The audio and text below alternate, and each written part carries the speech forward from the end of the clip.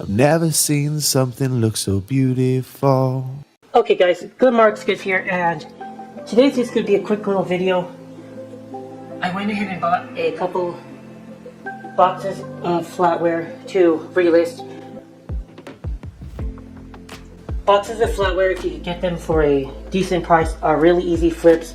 Just take pictures, wrap the flatware up, wrap the box nicely, put it in a box, list it off. Quick, easy cash. If you can find the box in at a good price. Normally when you're pricing flatware, don't think of the box as much of a premium unless it's in great condition. The box only makes the flatware more likely to sell. It doesn't add the value to the flatware. The value of flatware is in the flatware, not the box. But if you have a set of flatware in the box and it's a nice presentation piece and people are more willing to pick up your flatware, don't think of the flatware box as adding value. Think of it as letting you make a quicker sale. That's how I think of it. That seems to be how it seems to work. I had 2 flatware boxes in this lot. I can't remember what I paid for them. I don't think I paid more than 30 a box. I'm cheap and I usually don't. I usually try not to overspend on my boxes.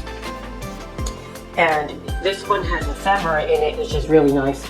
The original inserts, it looks like they had an insert for both the box manufacturer, which is kind of crazy that Oneida didn't just make the box, but the flatware was made by Simeon and L. George H. Rogers. And then you have a guarantee that the flatware is made by them, and they claim that they used an 18% nickel-silver base metal.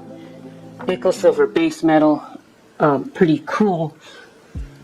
I was looking at the pattern earlier on replacements.com. It looks like it is made by, it's in the Viking pattern, 1931 Art Deco. Can easily tell that it's Art Deco by the style that is very, very obvious to me. What wasn't obvious to me is the price of the flower or the pattern. It looks kind of like Oneida Deville, but not exactly. We do have the triangles like Oneida Deville, but looks a little bit different. This appears to be a rare pattern, relatively speaking. I don't know how much I'll be able to get for it. It doesn't seem to have that many pieces in it, maybe 8 times 8. Oh my gosh, there's no forks in this. Oh yeah, there are. I'm blind. So it looks like you've got about 8 forks, 8 knives, 8 tablespoons, and 8 teaspoons. So there's like 32 pieces in this. That's a fairly basic set, so I'm not sure if I'll be able to get that much out of it. But again, the pattern is kind of rare. The flatware is in good condition. I just spent a couple minutes having to peel the flatware off of tape, because that's how they packaged the box. They taped the front over here. I'll show you guys that. The process is very simple to take tape off of flatware or silver plate. You have to use something to take it off though. Don't just yank it off or you will yank off the silver plating. It will just peel off with the tape. It sucks. And any imperfections in plating with silver plate has a drastic reduction in value. I'm going to repeat this. A drastic reduction in value. People are very picky with their plating because it looks ugly when plating is pitted. It looks ugly when it's lost. It looks ugly when it's thinning. And it's very incredibly expensive to replate pieces. Repeating, it's very incredibly expensive to replate pieces. Not very many replaters are interested in replating your silverware these days. It's a dying industry. You used to be able to go to Sears and they would replate your flatware for you. That was in probably the 80s and earlier. Nowadays, that just doesn't happen. It would probably cost you 10 times the value to replate a piece than it would be to just find it again on the open market. It's just that way. I don't understand it. It's just that's the way it is. But I'm gonna ask for maybe $5 a piece for this, so I got 32 pieces. Ask for maybe 150 for this pattern, for this flatware set, and sit on it for a while, see if I get any nibbles. If we get nibbles, great. If we don't, that's fine. In like 6 months, I'll knock the price down by $20, and in another year, I'll knock the price down by another $20, and that's how I usually sell my stuff. Okay, guys. So the second case of flatware that I got in this lot is one of the more sought after patterns that still does really well in today's market, and it's called a Daffodil. I haven't found very much Daffodil flatware. Of course, it's around in the auction sites that I frequent, but it's usually sold pretty high, so there's not really much room for profit. But today I got a decent deal on Daffodil, so I took it. There's not much, well, there is actually a lot to say. It's a very beautiful pattern, but it's 1847 Roger Bros, and they actually do show the pattern name on the back, Daffodil. They don't always do that. Don't always put the pattern name on the back. It's kind of rare. 1847 Roger Bros. Heritage does the same thing. That's what I can think of.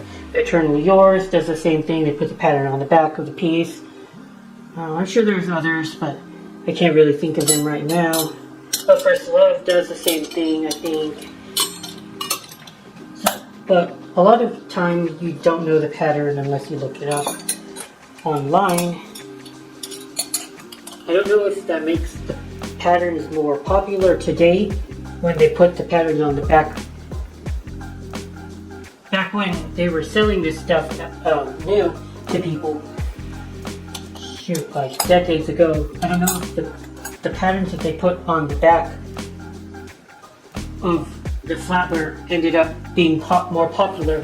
I think it did, and they only did it with really beautiful and more premium patterns, because it probably cost more for them to use an extra, to do an extra punch on the pattern. I don't know how much more, but probably cost the company a little bit more to do that. The flower is in good condition, and it looks like Daffodil goes for, I would say, $5 a piece again. Let's take a look at what I can find for 18% Roger Bros. Daffodil, and I found tea sets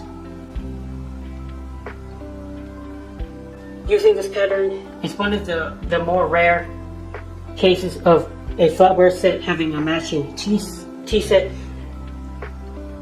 That's relatively rare, guys. Maybe like 1 out of 10 flatware patterns had a tea set. Looks like somebody wants $41 per place setting. Now that's more like it to me. Good luck. Hopefully you can get that. And this person wants 50 pieces for $228 with the box. That's more reasonable. That's kind of retail that I'm looking for here. So I got about 50-ish pieces I haven't counted yet. But I got all the fixings, guys. You got tablespoons, dinner forks, salad forks, teaspoons, master butter knife right here. We got, I'll show you guys the rest of the set here. Knives, and there's some teaspoons in the back. Only one sugar spoon. That's usually what you get out of one sugar spoon. At first I thought it was a soup spoon, which would be weird if you only had one soup spoon. And it kind of does look like a soup spoon. So I know what's going on here. Usually the sugar spoon is more, you got more of a rounded bottom here, or it's got a scalloped edge, so that it's got a scalloped form so that the sugar doesn't fall out of the spoon where you're serving sugar. Oh, you even got yourself a ladle. That's kind of interesting, and the ladle probably goes for a fair amount just by itself. Let's go take a look at that. For a ladle, if you wanted a ladle on its own, much would you pay for it? Somebody wants 24 for a gravy ladle. I believe that is a gravy ladle. It's pretty expensive to buy flatware by the piece, and that makes sense because you still have to ship it and process the order just by itself. So even if it's just one piece, your time is worth something. Go to the post office, box it up, find it. So definitely more expensive to buy pizzas by the piece. You can buy them in bulk. You should save on shipping.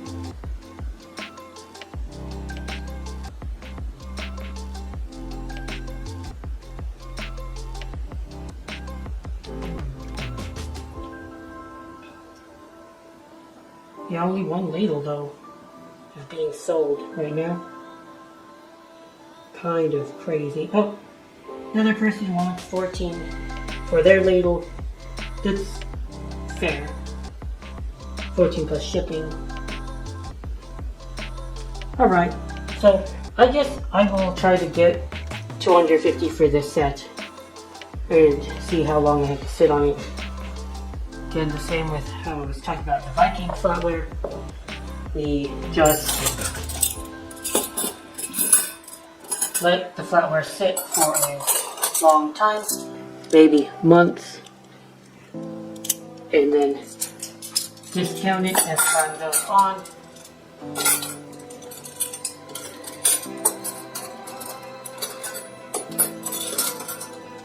More and more I've noticed that I'm starting to get better sales on Etsy than I do on eBay. So I'm slowly transitioning more to Etsy retailer. I've been an eBay retailer, but I will stay on eBay. Still a very fairly large marketplace. Here's the entire set in the box. The box is in good condition, and I'm gonna double down on what I said earlier today. A flatware box does not add very much value to a flatware set, but it does make it more likely to be sold because it's better presentable. The flatware is the value. The box may be worth $20 to $40, and they're fairly hard to sell on their own. That's it for today's video, guys. Thank you for watching. Good Marks goes out.